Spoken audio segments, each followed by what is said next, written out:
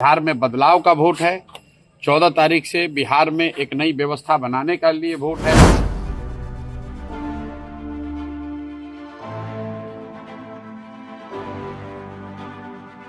आने वाले समय में अपने बच्चों के लिए, अपने इस राज्य के लिए, अपने समाज के लिए जाति, धर्म, पैसे के लालच से ऊपर उठकर लोग अपने बच्चों के बेहतरी के लिए, उनके भविष्य के लिए, अच्छा समाज का निर्माण के लिए लोग उस तरीके से वोट देंगे।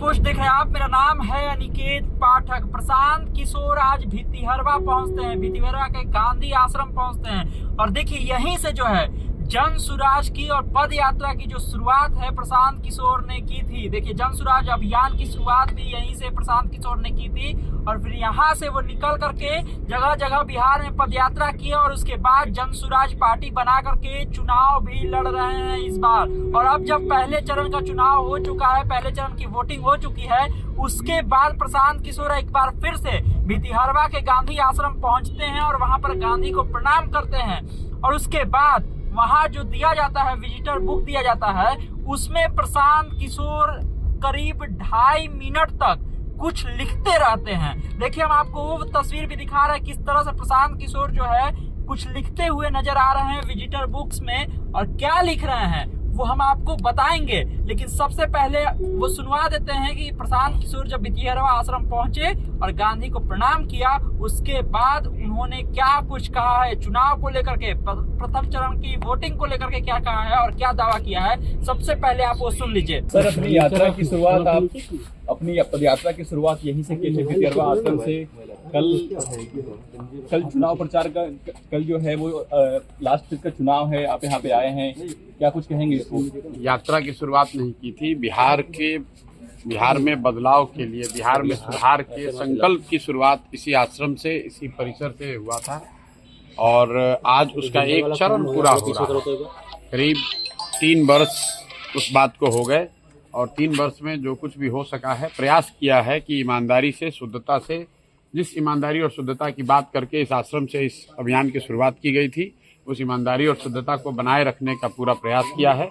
और यकीन है कि बिहार की जनता इस बात को देखेगी, समझेगी और आने वाले समय में अपने बच्चों के लिए, अपने इस राज्य के लिए, अपने समाज के लिए जाति, धर्म, पैसे के लालच से ऊपर उठकर लोग अपने बच्चों के बेहतरी के लिए, उनके भविष्य के लिए, अच्छा समाज का निर्माण के लिए लोग उस तरीके से वोट देंगे। बस यही कहना चाहते हैं। प्रशांत जी, क्या फीडबैक है पूरे प्रदेश से आपके पास? फीडबैक मेरे भाई तो किसी के पास नहीं है। फीडबैक तो जो आप लोग दे रहे हैं, जो इलेक्शन कमीशन दे रहा है, वो सब लोग सुन रहा है कि बिहार में पहली बार आज़ादी के बाद बिहार के इतिहास में सबसे ज़्यादा वोट पड़ा है और ये अपने आप में एक बहुत बड़ा संकेत है, बदलाव का संकेत है। पहली बार बिहार में इतनी बड़ी संख्या में वोट पड़ा है, तो एक तरीके से गांधी के इस आश्रम में, गांधी के विचार से, लोकतंत्र के मानने वाले लोग की सबसे बड़ी जीत है कि बिहार में आज तक 65% वोट कभी नहीं पड़ा है। तो हम लोगों का ऐसा मानना है कि ये 65% वोट बिहार में बदलाव का वोट है। 14 तारीख से बिहार में एक नई व्यवस्था बनाने के लिए वोट है।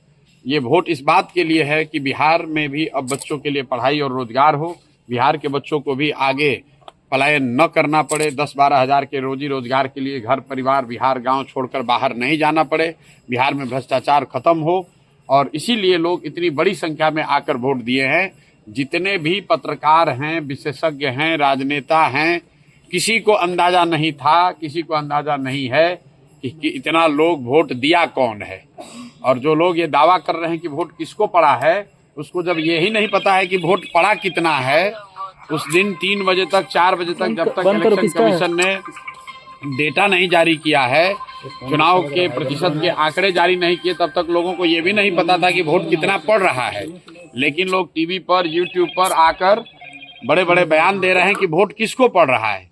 भाई, जब तुम्हें यही नहीं पता है कि कितने लोग वोट दे रहे हैं, तो ये कैसे पता चल रहा है कि वो व्यक्ति किसको वोट दे रहा है? इसलिए ये लोकतंत्र का पर्व है चुनाव। 14 तारीख को परिणाम आने दीजिए, आपको दिखेगा बिहार में देश का राजनीतिक इतिहास लिखा जाता हुआ दिखेगा। जिस तरीके से चंपारण के इसी धरती से गांधी जी ने स्वतंत्रता की लड़ाई में एक नया इतिहास रचा था, एक नया सूत्र दिया था, एक नया हथियार दिया था, उसी तरीके से हम लोग का विश्वास है कि गांधी के भितिहरवा आश्रम से जो जन स्वराज का अभियान शुरू हुआ है वो न सिर्फ बिहार में बल्कि बिहार के बाहर भी 14 तारीख को जब परिणाम आएंगे तो लोग एक इतिहास, नया इतिहास रचा जाता हुआ देखेंगे। सुना आपने किस तरह से प्रशांत किशोर ने ये दावा किया कि इस बार जो वोट है वो वोट जो है बदलाव के लिए दिया गया है और वोट परसेंट बढ़ने से काफी ज्यादा वो खुश नजर आ रहे थे और तमाम सारी बात उन्होंने कही। अब विजिटर बुक्स में उन्होंने क्या कुछ लिखा है उसको भी आप समझ लीजिए। देखिए अंग्रेजी में लिखा हुआ, हम आपको लगातार वो तस्वीर दिखा रहे हैं, क्या कुछ प्रशांत किशोर ने उसको लिखा है। आप चाहें तो स्क्रीनशॉट लेकर के पढ़ भी सकते हैं, लेकिन हम आपको मोटे मोटे तौर पर बता देते हैं कि प्रशांत किशोर ने इसमें लिखा क्या है। प्रशांत किशोर ने इसमें लिखा है कि हमने यहीं से जो है जन स्वराज अभियान की शुरुआत की थी और आज एक बार जब फर्स्ट फेज का वोटिंग हो चुका है उसके बाद एक बार फिर से हम यहाँ पर आए हुए हैं और हम ये देख रहे हैं कि प्रथम चरण की वोटिंग के बाद ऐसा लग रहा है कि बिहार के लोगों ने पहली बार जो है जात से और धर्म से उठ करके इस बार वोटिंग की है। और आगे भी बहुत सारी बातें उन्होंने लिखी है, हमने आपको वो दिखाया है, आप देख लीजिए, उसको पढ़ लीजिए।